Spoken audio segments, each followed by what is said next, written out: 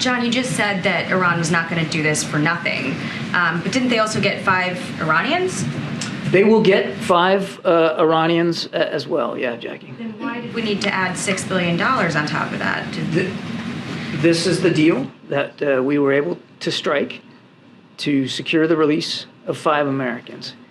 It would be great, wonderful, if we could just pick up the phone and call the mullahs and say, hey, we want our Americans back, send them back on the next plane. But you and I both know that's not going to happen, particularly with Iran.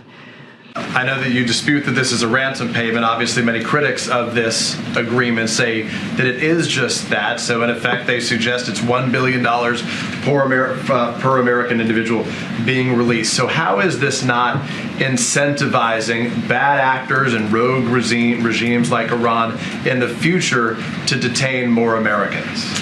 Bad actors like Iran and like Mr. Putin in Russia don't need any incentive.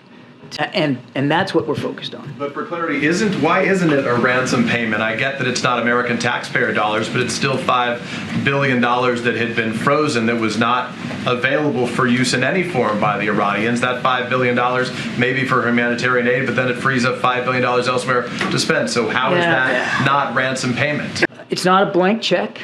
They don't get to spend it any way they want. It's not $6 billion all at once. They will have to make a request for withdrawals. Second part of your question, well, won't this just free up funds for them to continue to do bad behavior?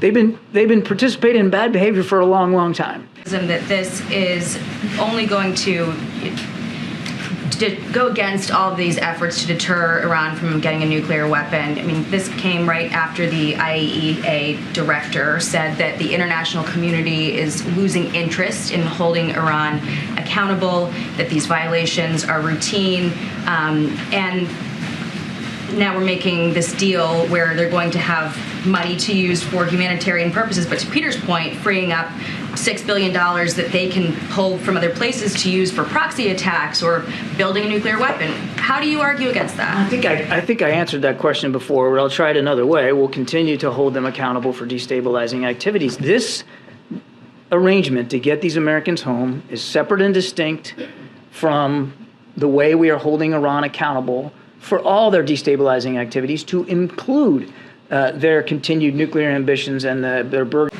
How is this different, considering that you describe Iran as the state that sponsors terrorism in the world? So, in other words, that you differentiate between a state and non-state actors, and therefore you deal with them differently? I've answered that question. This is not a ransom payment. Danny, yes. Welcome to the briefing.